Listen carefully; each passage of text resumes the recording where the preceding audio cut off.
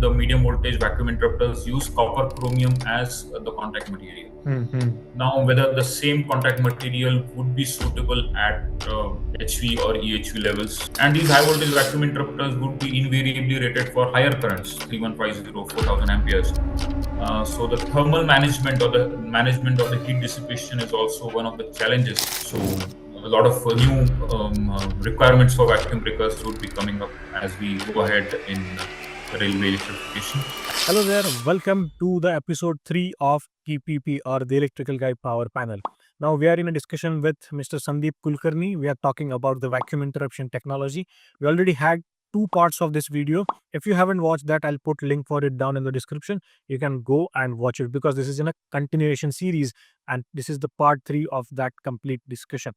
In this part, we are going to talk about what were the challenges to scale the vacuum interruption to high and extra high voltage level that we will discuss. And in the end, we will also talk about what is the future for the young engineers in the vacuum interruption technology.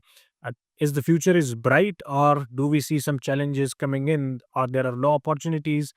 That we will talk by the end of this video. So make sure you have your pen and paper ready to take all the notes of this discussion because there is a lot to learn from this. And if you haven't subscribed, do subscribe because there are a lot of experts that are coming on the channel. They will be sharing the wealth of knowledge.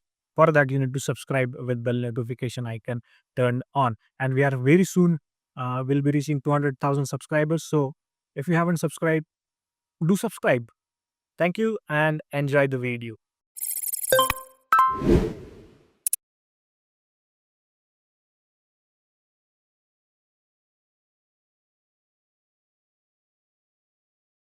So far, you mentioned that the one challenge was the economics behind it. So definitely the vacuum technology for transmission level circuit breakers was very expensive than the available options. But apart from that, do you see any other challenges were there to extend this technology to the transmission level circuit breakers? Yes, as I said, there were a few challenges. Like it came to more about industrialization, that is the manufacturing of big vacuum interrupters, because there are multiple vacuum joints in this. So to ensure long-term reliability of these vacuum joints was one of the challenges, but it's more or less mastered now with a lot of research and developments on the brazing technology. It is more or less mastered.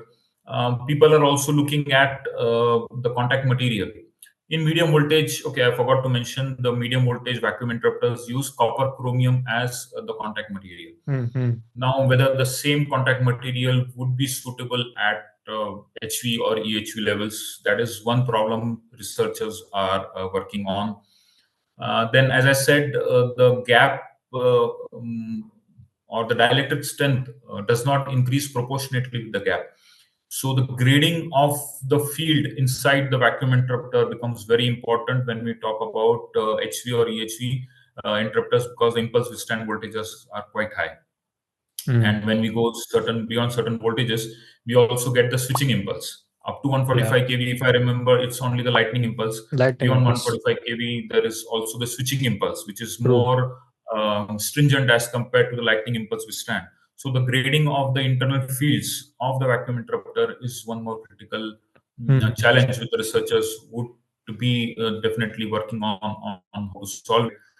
And there is one phenomenon which I touched upon is the magnetic field, use of magnetic field in current interruption. So as we increase the gap, the magnetic field density or the magnetic field strength goes on reducing. And for example, for a 72 kV interrupter, the gap needed might be somewhere around 70 or 30 mm, 35 mm. I'm not sure how much. But then we also need to design the contacts accordingly such that the magnetic field is strong enough even at such an increased gap. If the magnetic field is not strong enough, the arc will again go to its constricted mode. It may not stay in the diffuse mode. So this is one challenge which the researchers definitely are looking at, and they would have definitely solved the problems. And one challenge for vacuum interrupters is the conduction of heat. In case of SF6, there's a gas which acts as the conducting medium. Through convection, it cools not only the arc but also the electrodes or during normal carrying. In case of oil, it used to be even simpler. Oil being all around, it used to cool. SF6 gas cools. In case of vacuum, it's only radiation which dissipates the heat, and the conduction which happens through the electrode itself. And radiation is also not that effective because we have a ceramic surrounding the electrodes which are carrying the current and which are a source of the heat. So the only remaining option is the conduction of heat through the electrodes, and which are quite long when we talk about high voltage vacuum interrupters. And we know R is equal to rho L by A. So resistance is directly proportional to the length of the conductor. So the current, as the length increases, the resistance increases. And these high voltage vacuum interrupters would be invariably rated for higher currents, 3150, 4000 amperes. So the thermal management or the management of the heat dissipation is also one of the challenges, which may not be the interrupter designers, but definitely the breaker designers would be looking at. And one more challenge is, okay, you achieve the dielectric strength inside the vacuum interrupter using the vacuum, but what about around the interrupter? You still need some insulation medium, isn't it? You cannot use SF6. If you use SF6, you are not fully solving the problem. True. Obviously, the first choice will be SF6, the simplest choice, very high dielectric strength to use SF6 gas around the vacuum interrupter. You get the required dielectric strength, but then you are not fully complying the requirements from the environmental point of view. So the option is using an alternate gas like air or nitrogen, but then you need to use it at much higher pressures to reach the equivalent dielectric strength of the SF6 gas. And higher pressures bring their own challenges. The enclosure in which the interrupter would be mounted would need to be accordingly reinforced or strengthened to handle that high pressure of that gas which you are going to use as an external insulation medium. Then the leakage of that gas has to be again handled. The grading of the field around the interrupter would have to be handled. So yes, there are challenges, but then since we see working prototypes at 72 and 145 kV, we would have definitely overcome these challenges to a certain extent. But yes, so as you said, these are some of the challenges which the researchers are working on, Good. and they would definitely continue to work on. Sure. I think true insights that you mentioned, and as I mentioned, we will not be surprised if we see vacuum technology also dominates the high voltage market soon, because the ban is coming and it's inevitable. For sure, the SF6 will phase out because we don't have planet B. So there is a lot of scope that we have in vacuum interruption technology for high voltage and extra high voltage circuit breakers. So thanks for sharing all the insights, sirs. It's really helpful. And maybe now I'll ask you the last question, because of course there are a lot of things that we can learn from you, but the time is short. So one last question is, from your point of view, what is the future of this vacuum interruption technology? And what are some of the suggestions that you will give to young engineers who would like to, go inside the vacuum research, or the people who would like to switch their career into the vacuum interruption technology? What are some of the tips or suggestions that you would like to share with them? Okay. The first suggestion would be welcome, come on board. I'll be For sure. happy to have young engineers working in a field which is so close to my heart, that is vacuum interrupters and interruption in vacuum. And yes, the future is bright for the technology and also for the engineers who would be working in this field. As you said that in the coming decades, vacuum interrupters or vacuum breakers are going to dominate in the high voltage arena as well. So there will be a lot of developments taking place in this field. Vacuum breakers up to say 400 kV, even 765 kV would be developed. Vacuum breakers with higher fault current ratings would be developed, because higher fault current rating is also a trend which is happening, because fault currents are generally increasing world around. Okay, as the networks grow, the fault levels grow. Okay, as the number of loads which are getting added into the system, the faults level are growing. So we need to develop devices which are suitable for interrupting higher faults current. The same substation maybe 30 years back, which was handling 25K, now has to be augmented to 40K, going to 63K, 80K. So definitely that is one aspect which we need to look at. Second aspect which we did not touch upon, but which also exciting, is generator circuit breakers. Yeah. Generator circuit breakers are even today dominated by, I Vacuum. will say, gas breakers. Mhm. In earlier times, it used to be air blast breakers, and nowadays it is SF6 breakers. Two reasons.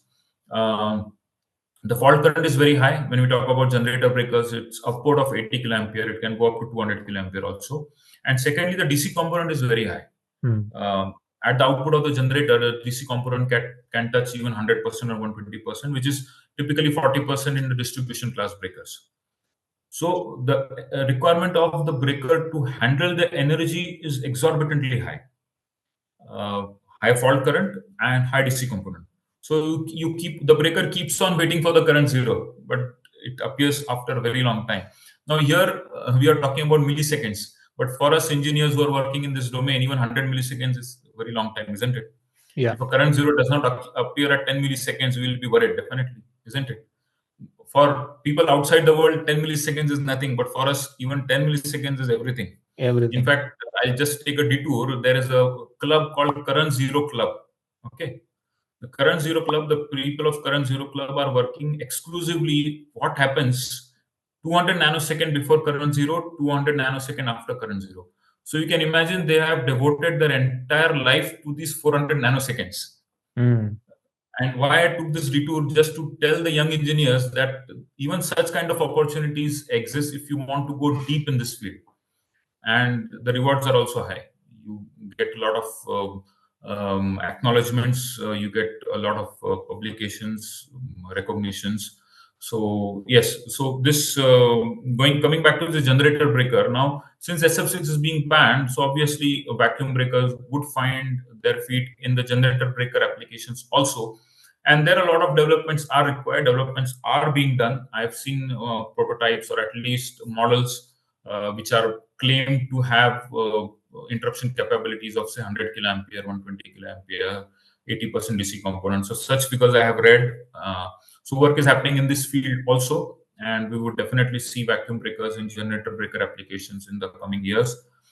One interesting application which can come up is DC braking.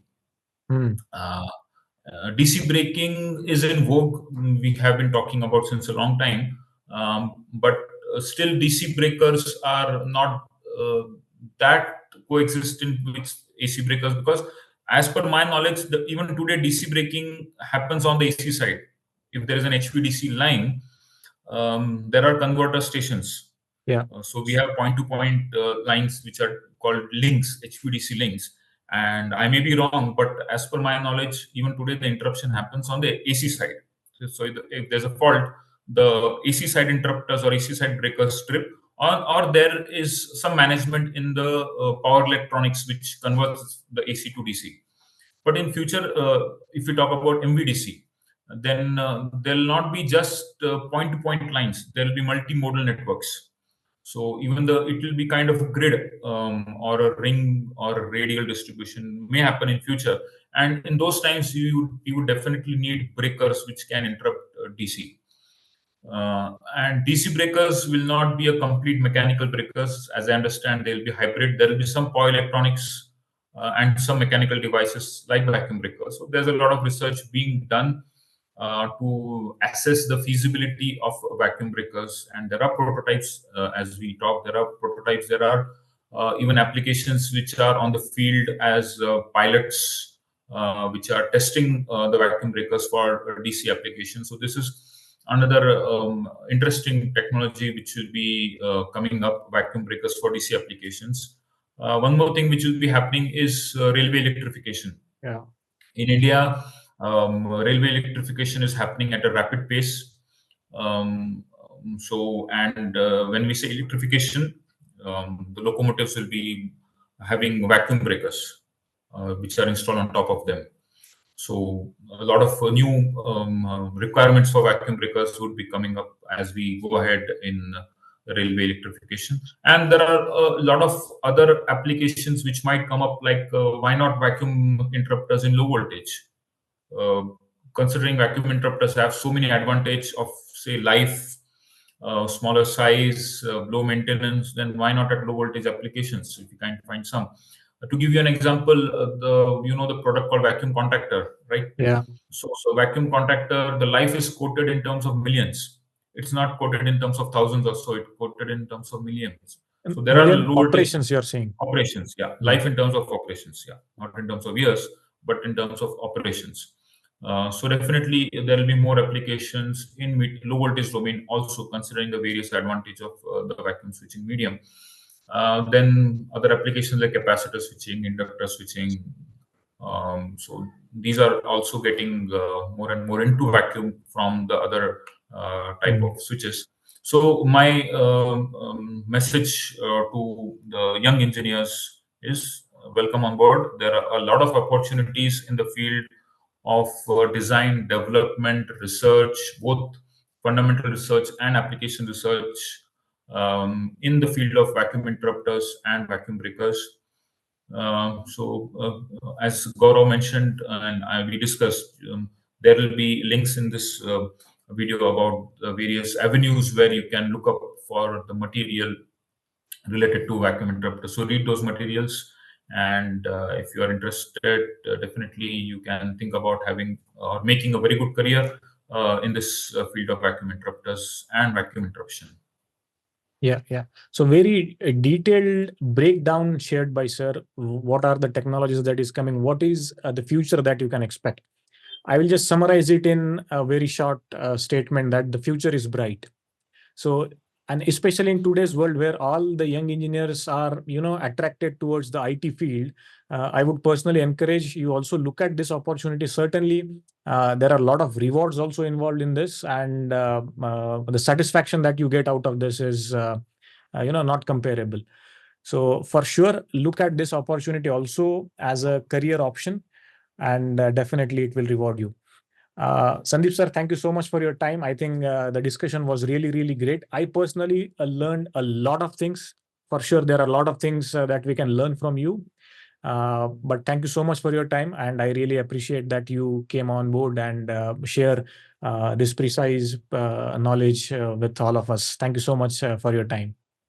Thanks, Gaurav. And even I have learned, because every time I read a paper or read a book, I'm sure I learn at least one thing which is new, which I did not know yesterday.